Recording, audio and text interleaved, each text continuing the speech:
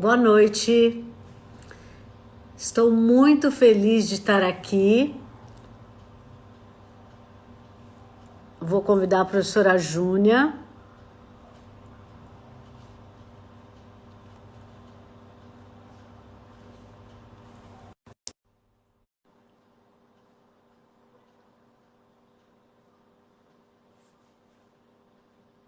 Boa Boa noite. noite. Oi. Oi. Coloca o vídeo em pé, Coloca o vídeo em o pé, celular em o pé. celular em pé. A gente sabe que o A gente mundo está sabe de que o mundo cabeça está para de baixo, cabeça né? para baixo, né? Mas Mas liga o seu som que liga o está seu som que está desligado. desligado. A Márcia Cansado A acabou Márcia de Cansada entrar. acabou de entrar. Pronto? Tá melhor assim? Opa! Aí! Ótimo! Tá retornando o Aí, áudio? Agora sim, né? tá. Agora sim. Oi, Edu! Ok. Oi, minha amiga, tá tudo bem por aí? Tudo ótimo. Saudade de você. Tá louca. Também. Tô vendo muitos amigos aí. Muito bom. É, o povo tá entrando. Mônica Canuto, Ah, o pessoal tá Mônica esperando Salgueiro. ansiosamente você. Verdade. Eu já elaborei Sério? as perguntas, a Suzana, a Lara Mota, que trabalha, cita os teus trabalhos direto, já entrou. A Mônica, que é tua Carol, fã. e Carol. Oi, Carol. E tá, vai bombar. Já tá bombando. Vamos ver. Faltou um minuto para eu te apresentar. Eu vou fazer Tá as bom. perguntas, você Certo. responde, e você já sabe o Sim. final como vai ser, né? Já tô sabendo. Afinal, hoje é Você, sexta-feira. você vai pagar direitos autorais? Você Com vai pagar os direitos? certeza. Ah, bom. Vamos falar uma coisa para todo mundo saber. Um, dois, três e já. A gente não ganha nada com essas lives, Nada. tá? É uma ação entre amigos para poder levar o que há de melhor e o que há de mais atual em relação às pesquisas, ao que tem os pesquisadores de verdade que estão lá no dia a dia, trabalhando nas evidências, produzindo artigos. Oi, Martânia. Todo mundo para poder trazer o melhor. E hoje, eu acho, né, eu tenho certeza que a Júnia é uma das pessoas que mais entende de bruxismo e sono em relação às crianças. Então, hoje, eu vou aproveitar, apresentar a professora Júnia. Para quem não a conhece, eu acho que a maioria te conhece, não é? Ela fez mestrado e doutorado na UFMG em odontopediatria, coordena a pós-graduação em odontopediatria da UFMG e é professora associada da odontopediatria. E é minha amiga. Então, nós vamos começar. Essas perguntas foram enviadas pelas pessoas, nós abrimos para as perguntas antes. E nós gostaríamos de saber, professora Júnia, a primeira pergunta é a seguinte: o bruxismo é sempre fisiológico em crianças?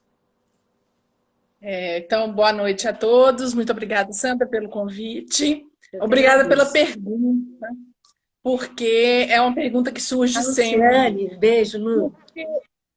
Porque esse conceito já foi verdadeiro, essa coisa de bruxismo em criança é sempre fisiológico, já foi verdade há um tempo atrás, né? Só que os estudos mais recentes mostram que não, esse conceito mudou.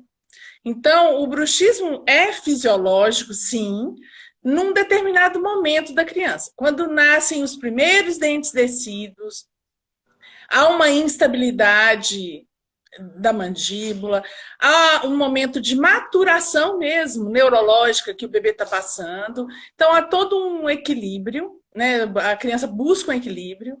Então, esse ranger nem precisa de estar dormindo, não. A criança acordada mesmo, ela faz um movimento, né, do queixinho para frente, para trás, faz até barulho, faz barulho alto, As mães nos procuram, às vezes, muito ansiosas por isso, né? Isso. Ai, vai quebrar, vai ficar sem dente, o que que eu faço? Então, não há nada a fazer nesse momento. Tem que aguardar, comumente isso passa quando chegam os molares. Então, quando tem apoio posterior, há um equilíbrio e isso tende a passar. Mas, se persistir, aí ele deixa de ser fisiológico e passa a ser patológico. Então, assim, hoje, qual seria a etiologia do bruxismo e os possíveis fatores associados? O que você acha? Acha não, né? As evidências mostram. Quantas horas a gente tem para falar sobre isso? Depois eles vão lá no teu curso. O bruxismo é multifatorial. Não é um fator só. Ele não tem uma etiologia só. É um conjunto de fatores, né? Então, ele está muito associado com questões emocionais, ansiedade, qualidade do sono, problemas respiratórios. Tem crianças que têm muito problema respiratório, tem rinites frequentes, né? Problemas, está sempre com a garganta irritada, o narizinho escorrendo. E aí, eu aproveito a oportunidade aqui até para dizer que o que eu tenho percebido no projeto que a gente coordena na UFMG sobre essa temática, que várias famílias, assim, a mãe relata assim, olha, o otorrino já fez uma cirurgia de adenotonsilectomia, já retirou adenoide, tirou tonsilas, e aí continua roncando, continua rangendo. Como é isso? Como faz? Né? Parece que fez a cirurgia e está tudo resolvido, vai embora. E não é. Porque aí o papel do dentista é muito importante. Porque se fez a cirurgia, mas a criança tem uma atresia de maxila, por exemplo, ela tem um palato atrésico, ela vai precisar de ajuda do dentista. Não basta só fazer a cirurgia e está tudo resolvido, que não está. Então, esse é um fator também predisponente, né? Mas os fatores emocionais, as questões escolares, sim, pressões na escola, o bullying escolar, são fatores associados, né? Sim, claro. Né? Ô, Júnior, e como é que faz para realizar esse diagnóstico do bruxismo na infância? Conta um pouco também das coisas que você já criou em relação a isso, né? Que a gente se pauta muito nos seus trabalhos para fazer o diagnóstico. Obrigada, Sandra. Olha, existe uma polêmica muito grande quando a gente busca literatura para falar de diagnóstico. A gente vê que a polissonografia que é o padrão ouro para diagnóstico. Realmente, a polissonografia tem um valor maravilhoso, é um exame muito valorizado, né, e tal. Mas, para o dentista mesmo, o que eu tenho visto, e a literatura também nos fala, é que os critérios de análise de uma polissonografia são baseados em sono de adulto. Então, há uma análise do sono de uma criança com critério de adulto. Será que a gente está fazendo uma análise que condizente com a faixa etária que eu estou trabalhando? E outra, né? Vamos imaginar que eu peço uma polissonografia para o meu paciente. Primeira coisa que o dentista tem que estar ciente. A gente aqui está falando para muito clínico, né? Não basta simplesmente eu quero uma polissonografia. Se você não escrever que você quer que mensure bruxismo, o laboratório do sono pode, às vezes, não colocar, por exemplo, eletrodos em masseter. Aí você não vai ter essa leitura de bruxismo. Você vai ter outras leituras, ciclo do sono, apneia, outras coisas. Mas se você quer ver bruxismo, você tem que pedir para o laboratório do sono. E o que eu tenho analisado lá com a minha equipe tá bom, eu peço uma polissonografia. E aí, o que eu faço com isso? Porque aí eu vou dizer para a mãe, confirmou mesmo, ele tem bruxismo. Aí a mãe pergunta, tem cura? Eu vou ter que responder, não.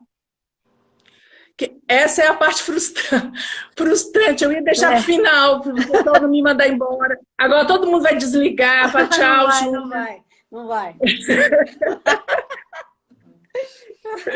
Né? Não, porque depois agora Então, estou vendo aqui amigos de Portugal. Ai, que delícia, meus amigos de Portugal. Muito bom ter vocês aqui. Muito bem. Então, vamos ser objetivos. Na prática do dentista, a gente vai trabalhar com relato e a gente vai trabalhar com sinal clínico. Né? O próprio consenso 2018, para quem não é muito familiarizado com esse termo, consenso é um grupo de pesquisadores do mundo inteiro que se reuniu para tentar elaborar um critério, né? Um padrão de análise. E o último consenso, ele deu um peso grande ao sinal clínico. Sim. Então, se o dentista examina o paciente, aí observa, tem sinal clínico? Tem desgaste, por exemplo, nos dentes? Tem dor, a palpação de masseter temporal? Estou citando 2 sinais importantes. Mesmo que não haja o relato, eu tenho que categorizá-lo como provável bruxismo. Uhum. Então, o consenso, ele deu um peso grande para o sinal clínico. Que é isso que o dentista vai fazer? O dentista vai avaliar, né? Porque antes ele fazia isso, mas muitas vezes ele não tinha certeza se isso seria válido, não é? Outra dúvida que surge muito, né? Mas não tem desgaste funcional? Eu escuto muito isso assim, professora, mas dente descido é para gastar mesmo. Imagina, ai meu Deus do céu. É para gastar, então tem que desgastar mesmo. Então eu não posso considerar, não é bem assim. Eu costumo dizer, a gente tem trabalhos, né, nessa linha, que mostram, por exemplo, desgastes importantes em canino, e alguém fala assim, mas desgaste em canino eu desconsidero. Canino descido, desconsidero. Eu tenho a dizer, não menospreze um desgaste de canino. Acompanhe seu paciente. Esse paciente precisa de acompanhamento. Porque se ele tem uma tendência a ranger ou apertar, cuide do seu paciente. É importante, não menospreze. Né? Então, eu acho que essa é a mensagem que eu queria deixar mesmo. Sim. Não, perfeito. A Lu Complemar entrou. Beijo, Lu. Depois você fala da sua revisão, da revisão sistemática que vocês fizeram, que é muito boa. Quais os tratamentos, então, hoje, que podem ser indicados para tratar o bruxismo? Tratar, né? Entre aspas. Quando a placa de mordida deve ser indicada e qual o seu posicionamento sobre o uso da toxina na infância e adolescência. Nós fizemos uma revisão sistemática sobre isso, eu quero saber o que você acha em relação a isso. E aqui tem bastante pesquisador também, tá? Não tem só clínico, não. Tô vendo. A Lu perguntou se vocês examinam as mães também. Ainda não. Ainda não, mas pretendem, né? Pretendem. A questão genética, né? Tem um questionamento muito grande em relação à genética. A gente tem trabalhos mostrando que filhos com bruxismo pais com bruxismo tendem a ter filhos com bruxismo. Mas o que a gente fica pensando, tem 2 análises para a gente pensar sobre isso. Tem um componente genético, sim, eu concordo. Mas eu acho que também tem um componente familiar. Como é esse ambiente familiar? Como funciona essa família? Porque, às vezes, é uma família que tem um perfil que cobra mais, um perfil mais exigente, né? Tem um perfil de personalidade e tal. Tem um tanto de gente perguntando de placa. Então, calma, o que eu tenho... Primeira coisa que eu tenho a dizer, né? A placa é uma terapêutica indicada, né? Ela é, né, usada, mas eu não posso dizer que eu estou curando o bruxismo de ninguém com placa. Então, primeira coisa. Não estou menosprezando placa, nem estou falando mal dela. O que eu luto e brigo é que para as pessoas esclarecerem para as famílias que aquilo que você está fazendo é um protetor. Não é cura. Porque o indivíduo vai ranger a placa. Então, você não está curando. Então, o conceito mais atual é que o bruxismo é um comportamento ligado ao sistema nervoso central. Eu coloco uma placa, eu estou colocando uma coisa periférica, certo? E aí essa é a mesma explicação que eu dou para a questão da toxina botulínica. A toxina botulínica em criança ela é muito discutida, né? Então, assim, em alguns casos, pacientes com paralisia cerebral, por exemplo, que têm contrações involuntárias, ou ligadas à dor, né? Eu sei que o professor Paulo Conte tem um trabalho muito bonito em relação à dor. Ligada à dor, tudo bem. Mas a toxina botulínica, o que ela faz? Ela vai bloquear contração de masséter, certo? Então, eu também estou trabalhando com uma ação periférica. O sistema nervoso central vai continuar funcionando, vamos chamar assim. Então, eu não tenho como colocar toxina botulínica no cérebro de ninguém. É boa, verdade. Claro, faz sentido isso, né? Então, assim, tem suas indicações muito específicas.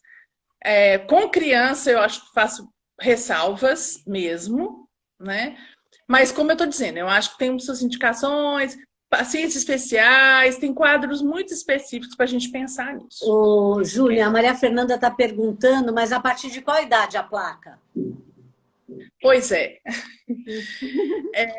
Eu fico pensando, assim, olha, se eu não tratar, se eu não cuidar, não vou chamar de tratar, se eu não cuidar dos fatores associados, se eu coloco placa sem cuidar dos fatores associados, eu não tô, na nossa filosofia, na UFMG, eu não estou trabalhando o todo daquela criança, né? Em crianças em dentição decídua, comumente no nosso projeto, a gente não põe placas. A não ser um caso muito excepcional, que tem um desgaste, tipo, perder 1/3 de estrutura. Eu tenho que fazer algo para proteger essa criança, né? Mas isso é muito raro. Pelo menos lá no nosso projeto, demora para ter um desgaste tão acentuado, né? Dessa forma, né? Então, a gente vai ver desgastes nível 1, ou seja, só esmalte, nível 2, no máximo. Então, eu tenho uma equipe multidisciplinar. A gente trabalha com a equipe multidisciplinar. Então, nós trabalhamos com fisioterapia, fonoaudiologia, a gente encaminha para otorrino, a gente tem um olhar de equipe, tá? Estou vendo muitas pessoas me perguntando assim, o que eu chamo de desgaste fisiológico? Ô, Júnia, você acha que, eu sei que não tem evidência, a gente sabe que não tem da ortopedia, mas sempre que você vai num congresso de ortopedia e quando se fala de bruxismo, você fala que não tem evidência, eles ficam bravos conosco. Bravos. Mas você não ficam, não é só comigo, né? Bravo. Você acha? Eu tenho medo, eles falam que eles... Eu tenho medo de linchamento. Assim. Eu também. Meu Deus, eu falei, Jesus, que isso? E assim, você acha que seria, em longo prazo, haveria, se tiver uma evidência forte, porque eles acham que depois que você faz a ortopedia, a reabilitação neurofuncional o bruxismo paralisa, né? Então, eu sei que é uma pergunta difícil de responder, mas o que você pensa disso? Olha, eu acho perigoso a gente falar que paralisa, sabe, Sandra? Eu acho que o bruxismo é uma coisa que vai e volta. Como ele tem um componente muito comportamental, então tem momentos que a criança está bem, o adolescente está bem, a mãe fala, parou. E aí, às vezes, passa um tempo, aquilo volta. Depende do que está acontecendo na vida da pessoa. A gente tem um trabalho recente, vimos que a questão escolar, né, é muito importante. Vítimas de bullying têm uma tendência a bruxismo, porque para um adolescente, para uma criança, não ser aceita pelo grupo tem um peso muito grande. É sofrimento para elas. Né? Hoje eu recebi um artigo da Sleep Medicine, já falando dessa época, Covid. Porque as pessoas estão presas, estão isoladas, a ansiedade aumenta, né? A pressão aumenta, o sono fica de pior qualidade. Então, assim, tem um somatório de fatores, não é? E aí, nesse momento, você fala, mas você está isolado, então como que vai fazer, etc. O que que eu faço? Então, assim, tem que ter um conjunto de coisas para melhorar.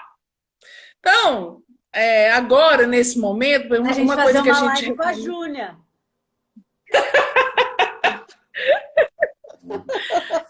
Tem gente tentando planas. Isso aí também foi um conceito, né? A placa planas e tal, mas é o mesmo raciocínio. Eu vou estar trabalhando periférico, tá? Sim. Tem crianças que têm a indicação para planas porque tem um tipo de maloclusão, mas o importante é o trabalho que eu e Luciane Koplemeier fizemos juntos, orientando a Mariana Ribeiro. A gente viu uma revisão sistemática muito bacana. Foi mesmo. Tá para sair. Aguardem. Mas eu já vi, já peguei. Eu não! Eu já te mando. Ô, Lu, eu quero também. A revisão sistemática, a gente conseguiu ver que não há, né, realmente, não há evidências de que exista associação maloclusão com bruxismo. Sim. Porque é uma briga também isso. Tem gente que não porque com o DTM, pelo menos, já estabeleceram que não tem, mas o bruxismo ainda continua com esse conceito. Mas é porque esse é um conceito que foi verdade por muitos anos. Sim, sim. A gente estudava isso. Eu já publiquei artigo falando isso. E hoje eu tenho que dar o braço a torcer. Ciência não é para sempre. Claro, não é absoluta. Não a gente vai descobrir outras coisas, né? Então a gente viu, não é. Maloclusão é periférico. Bruxismo é sistema nervoso central. É isso que tem que ficar claro, que esse último consenso deixou bem claro isso também, né? Muito claro. E um outro fator vídeo, até depois você cita o vídeo do professor, né, Manfredini, que é legal aquele vídeo para as pessoas assistirem. Aí agora, falando de sono, porque eu não vou poder perder aquele finalzinho, né? Falando de sono que você citou, sabe-se que o sono da criança é um processo importante e dinâmico. E este pode afetar vários aspectos da saúde e o desenvolvimento nessa fase. Então, a pergunta é, quais os distúrbios do sono mais relevantes e comuns na infância? Eu acho que isso é uma pergunta importante até para esclarecer para os pais. Muito. E às vezes o dentista nem preocupa de perguntar isso, né? Não. Então, olha, os distúrbios do sono mais comuns em crianças é terror noturno, sonambulismo, é muito comum, o sonilóquio, que é o falar dormindo. Então, esses 3 que eu falei são muito prevalentes, não são considerados doença, é chamado de distúrbio, mas não é uma doença. Não tem tratamento, não tem que tomar remédio para isso. Comumente, isso passa na adolescência. Para algumas pessoas, não passa. Tem gente que continua. Infelizmente, isso é horrível. Tem gente que continua, né? Mas o que eu trabalho muito com a neurociência, né? O que a neurociência recomenda, assim, para quem, o que precisa? Precisa cuidar de proteger essa pessoa, né? Assim, telas nas janelas, não deixar a chave na porta, deixar uma tipo campainha, um sinalzinho, qualquer coisa, um sininho nas portas, porque se a porta abrir, outra pessoa escuta, né? Coisas para proteger mesmo. Porque o que acontece? O sono tem ciclos. Então, às vezes, tem pessoas que pulam alguma fase, né? E aí ela, às vezes, está sonhando, e quando você está sonhando, que é a fase REM, você não era para estar atuando. Não é para você estar andando, mexendo no músculo. Se você está caminhando no sonho, é só para ser no sonho. Não é para aquilo acontecer real. Então, quando a pessoa é sonâmbula, o que acontece? Ela levanta, ela está sonhando, vamos imaginar, ela está sonhando que ela está caminhando num campo muito lindo. Aí ela sai caminhando. E às vezes a janela da casa da pessoa, para ela, é outra coisa no sonho dela. Uhum. Então, ela às vezes pode cair. Uhum. Pode. Aqui em Belo Horizonte, vocês devem ter visto nos jornais, nós tivemos um caso de uma garota de 12 anos que foi dormir no final de ano na casa dos tios e não tinha proteção nas janelas. E ela era sonâmbula. E ela levantou à noite e ela pulou a janela do 9º andar. Nossa. E ela caiu. E ela não morreu. Ai, que sorte. Ela não morreu. A queda foi amortecida por um telhado que tinha uns apartamentos abaixo. Que segurou ela no sonho. Eu acho. Mas ela machucou muito. Ela se machucou muito. Ela quebrou muitos ossos. Então, assim, foi um alerta também para várias pessoas, os cuidados, né, com isso. E existem alguns mitos, né? Vocês já devem ter ouvido falar assim, não pode acordar sonâmbulo, porque senão o sonâmbulo morre. Não tem, isso é mito. Isso é mito. Mata. Você não pode acordar porque mata. Não, não é. Porque a pessoa, quem é sonâmbulo, você tenta acordá-la, ela mistura a realidade com o sonho. Por exemplo, se você encosta a mão na pessoa, ei, volta para a cama. Às vezes a sua mão no ombro dela entra no sonho dela com um outro significado. E às vezes a pessoa assusta. Nossa. Então, por isso que essa história de vai morrer, assim, a pessoa leva um susto, né? Até cair na real. E tem outras coisas ligadas à odontologia. Por exemplo, compulsão alimentar noturna. Uhum. Existe esse problema, né? Quem fica muito acordado, muito ligado à noite, existe um problema, existe a doença, compulsão, e existe a pessoa que tem um hábito noturno. E quem é muito ligado à noite, o que vai fazer? Vai comer. E comumente, vai comer o quê? Carboidrato, chocolate. Né? A gente tem um trabalho assim, mostrando que os adolescentes comem muito chocolate, quem é muito ligado à noite. Aí entra na nossa área, né? Essa ingestão da sacarose, cárie, junta tudo. Meu Deus do céu. Então, saber sobre sono é muito importante para o dentista. O dentista tem que saber. E dar essas informações, né, para a família. Né? Então, assim, quais os fatores etiológicos mais associados aos distúrbios do sono? E existe associação, você meio que já citou, com problemas alimentares e problemas nos sistemas digestórios e respiratórios? Sim. Eu queria falar de já que eu estava falando da questão alimentar noturna, falar, por exemplo, se você coloca uma placa, mesmo que seja com a melhor das intenções, de proteger desgaste, numa criança, por exemplo, tem refluxo, você vai destruir o dente do seu paciente. Você vai favorecer a erosão. Porque toda aquela acidez vai ficar dentro da placa que você colocou. Então, os dentes vão ficar banhados de ácido. Então, também tem que tomar cuidado com isso. Tá? É um alerta. Né? Tá. A questão do sono, né? Não, desculpa, eu perdi, Sandra, perdi o foco. Quais os fatores etiológicos usualmente associados aos distúrbios do sono e também no sistema respiratório, que o digestório meio que você já falou, né?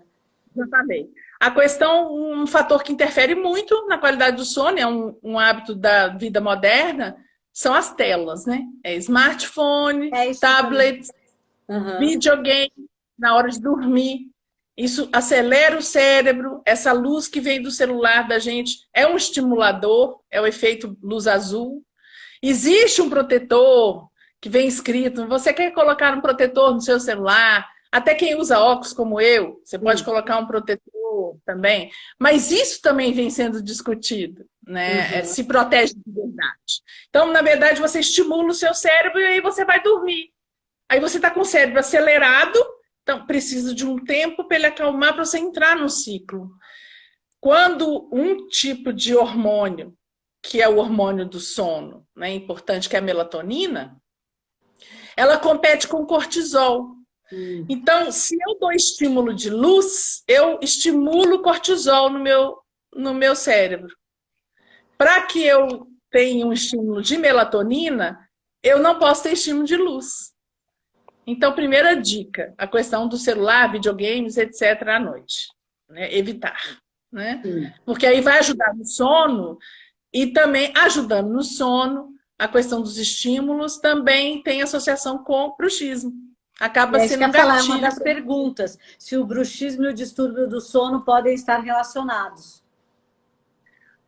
Hoje, né, o consenso não chama mais bruxismo de distúrbio do sono. Né? Já foi conceituado como desordem, como distúrbio. Não é comportamento.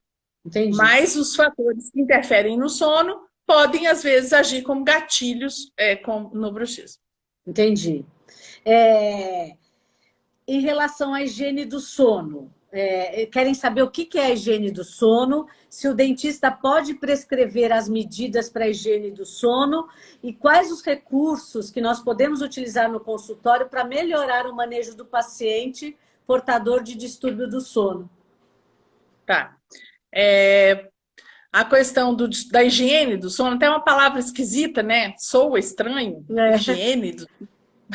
Mas são medidas, são dicas para que a pessoa tenha, na verdade, uma rotina. Então, assim, aquela criança que tem dificuldade, tem criança que troca o dia pela noite, tem criança que não tem horário certo para dormir, cada dia vai para a cama num horário, ou quer ficar na televisão até tarde, ou quer ficar no videogame. Né? A família, às vezes, tem essa dificuldade. Ou então, ela quer dormir na mesma cama que os pais. E, às vezes, não é... Tem uma faixa etária que a criança quer ir para a cama dos pais, tipo 2 anos. Mas se passou disso, tem uma coisa errada aí.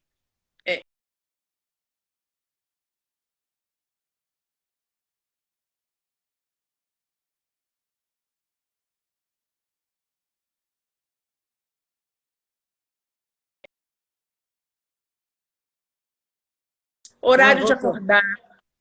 Voltou? Crie horários. Horário de acordar, horário de deitar. Não dormir com a barriga muito cheia, nem com a barriga muito vazia. Dormir com fome também é ruim. Atrapalha. Nossa, mas demais. Comer demais também, dormir com a barriga pesada, também interfere no sono, na qualidade. Fazer atividade física é uma coisa excelente. Nós temos um trabalho publicado que fala que a atividade física é fator protetor para o bruxismo, mas também fica a dica, não é fazer atividade física na hora de dormir, porque também você vai ficar excitado, você vai ficar acelerado. Que você está fazendo a bastante, atividade física, né?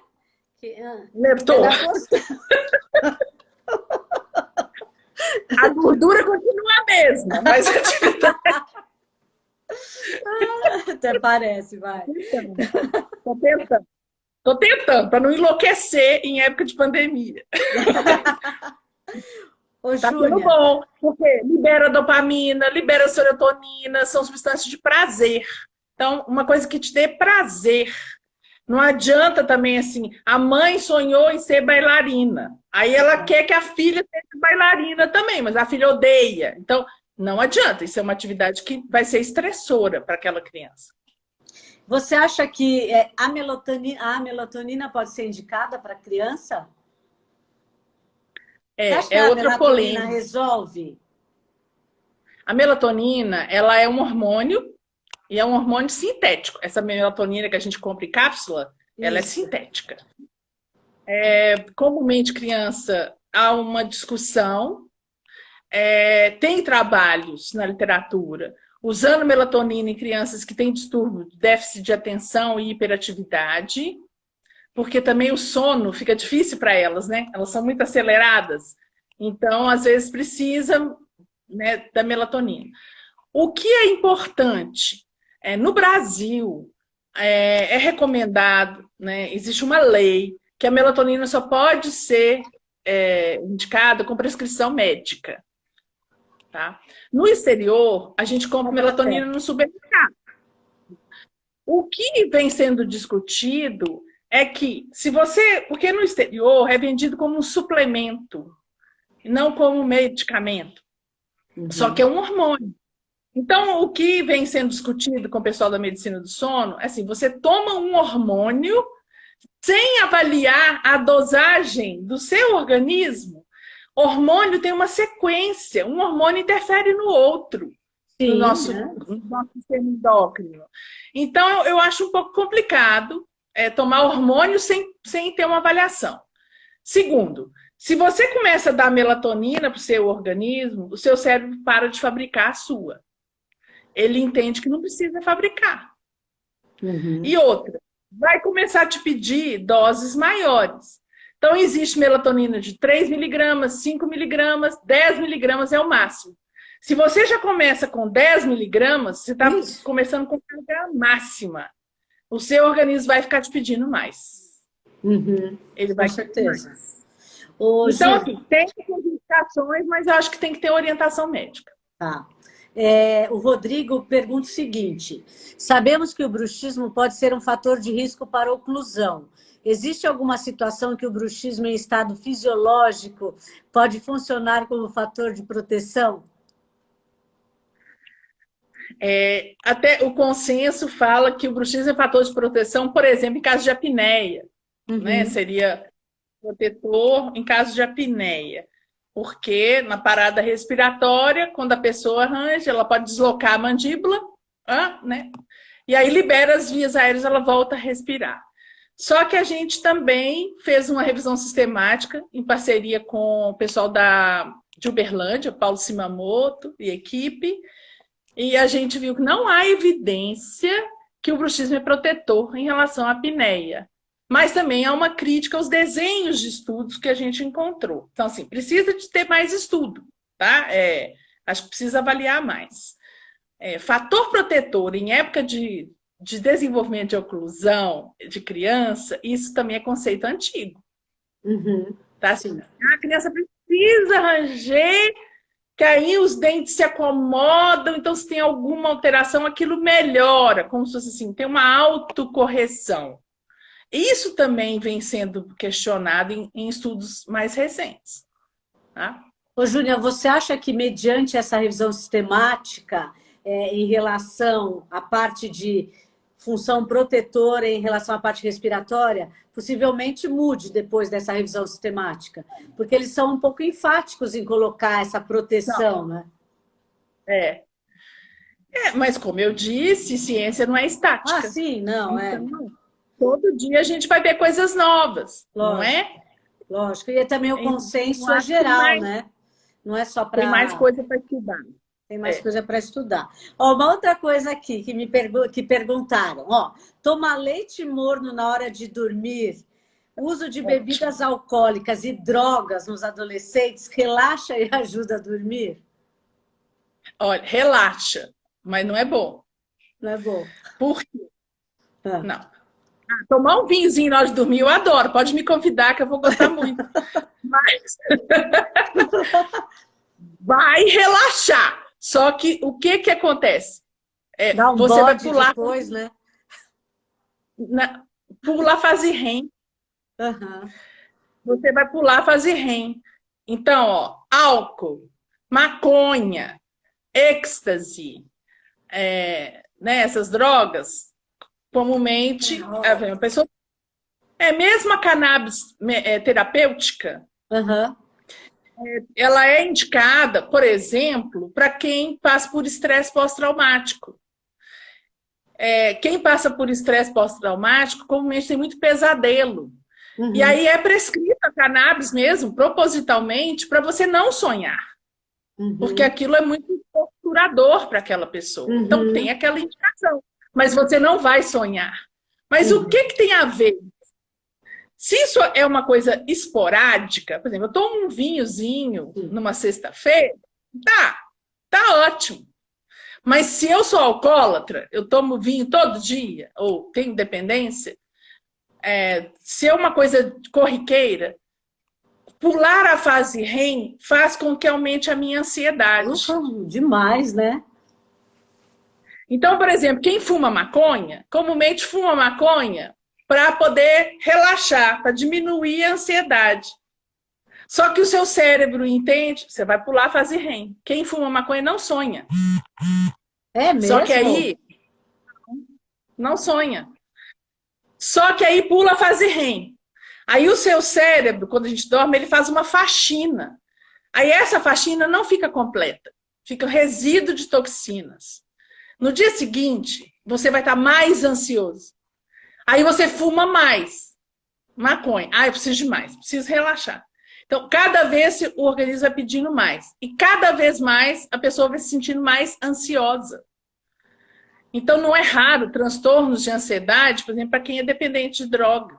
Uhum. Tem trabalho de êxtase, por exemplo, com o bruxismo. Associação de êxtase com bruxismo.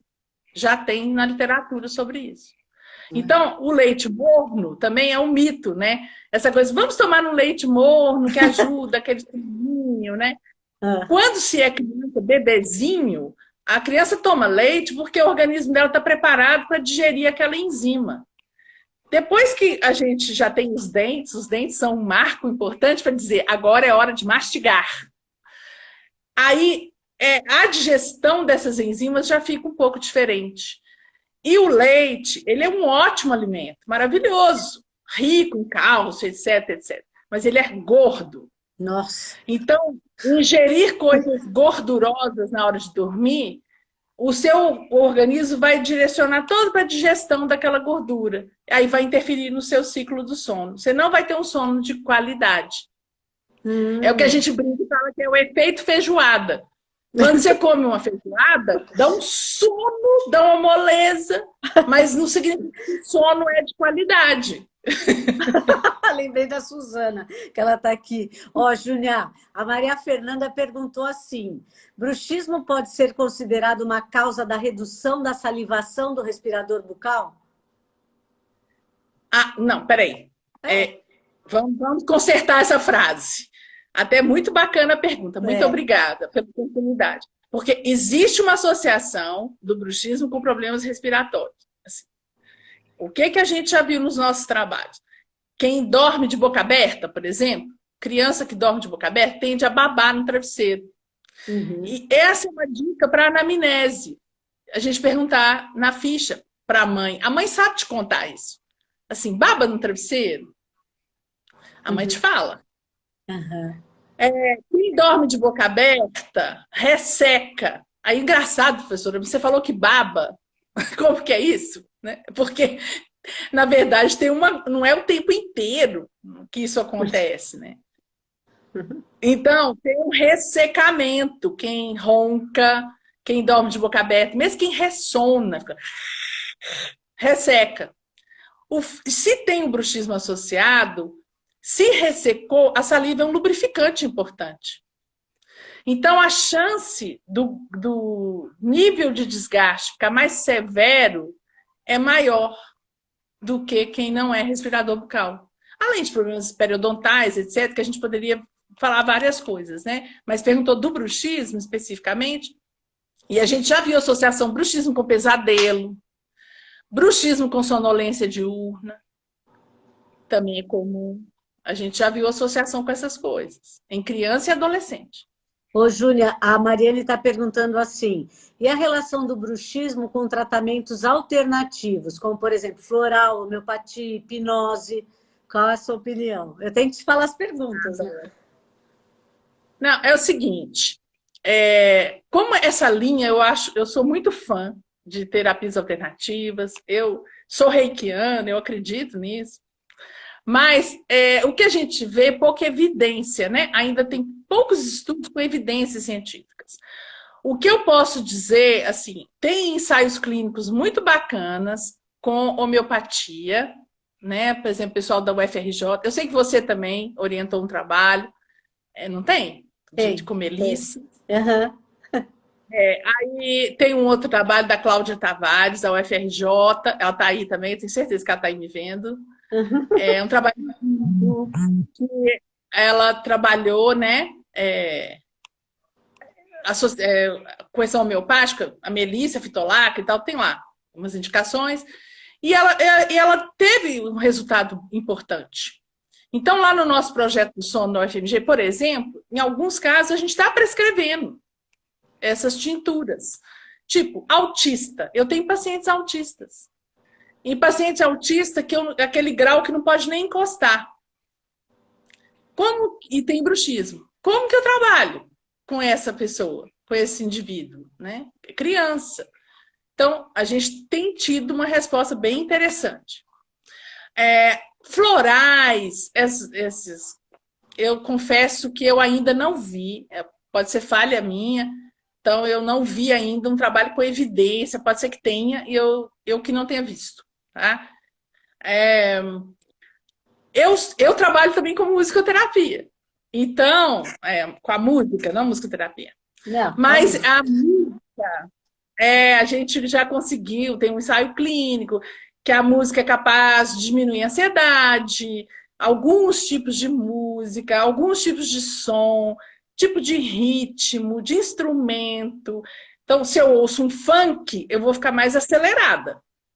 Então, funk, toda música é boa, qualquer música é boa, mas vai depender do momento. Então, se você quer dormir bem, você não vai colocar um funk, você vai ficar agitada.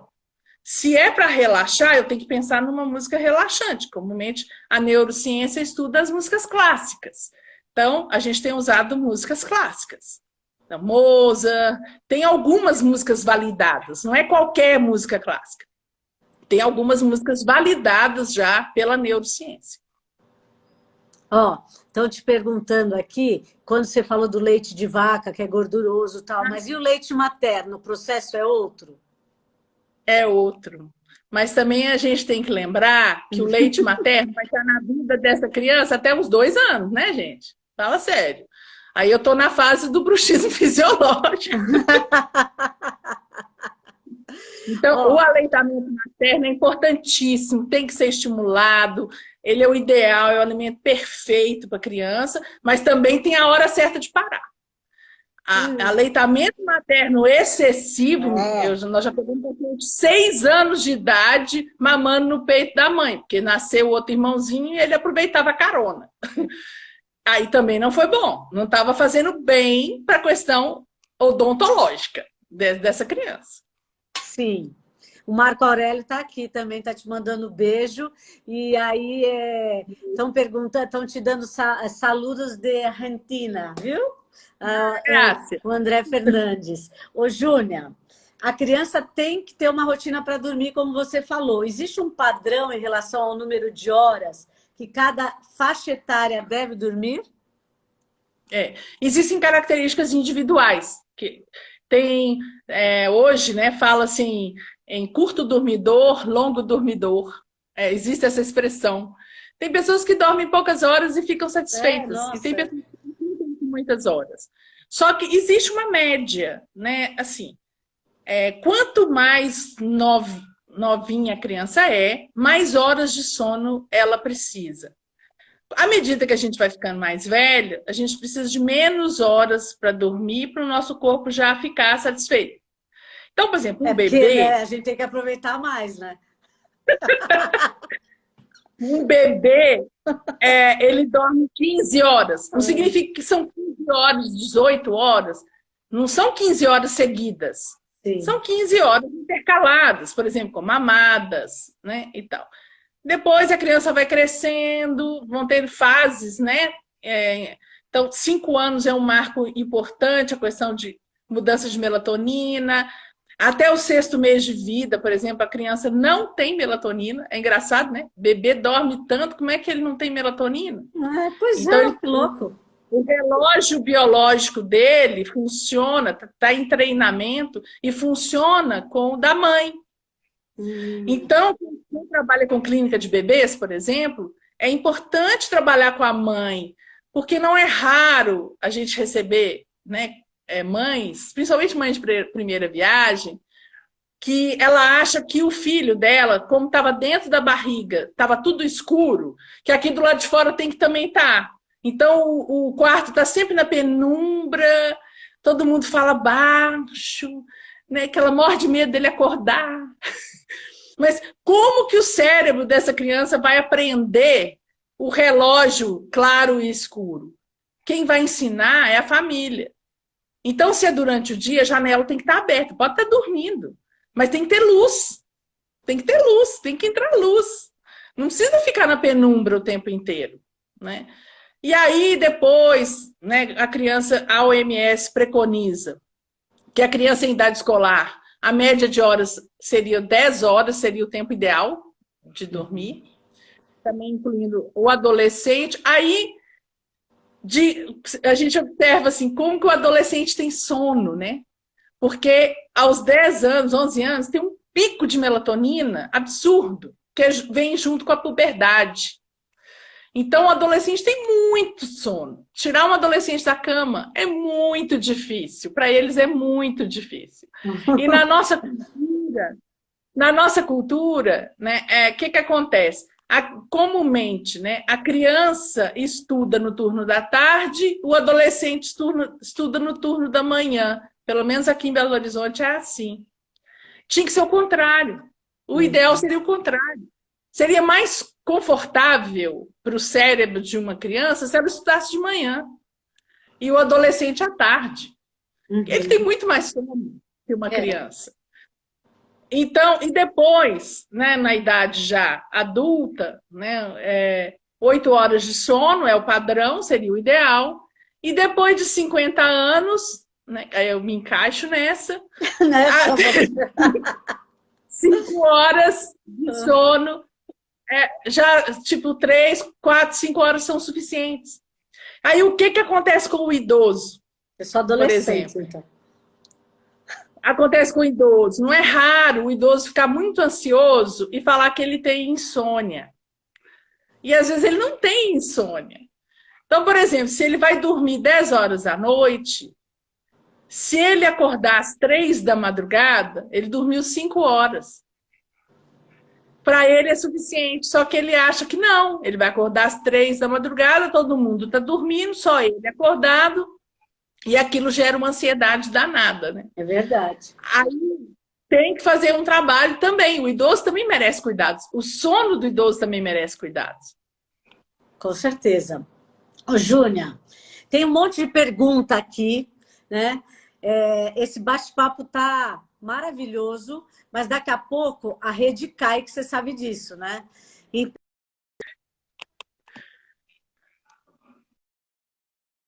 Não pode me ligar. Ó, eu queria te pedir que as pessoas estão um pouco tristes, sem esperanças.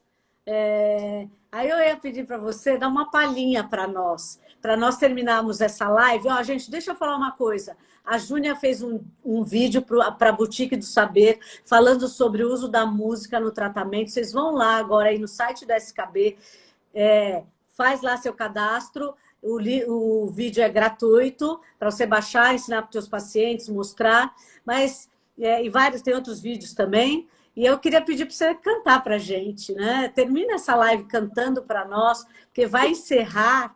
E aí eu queria que você...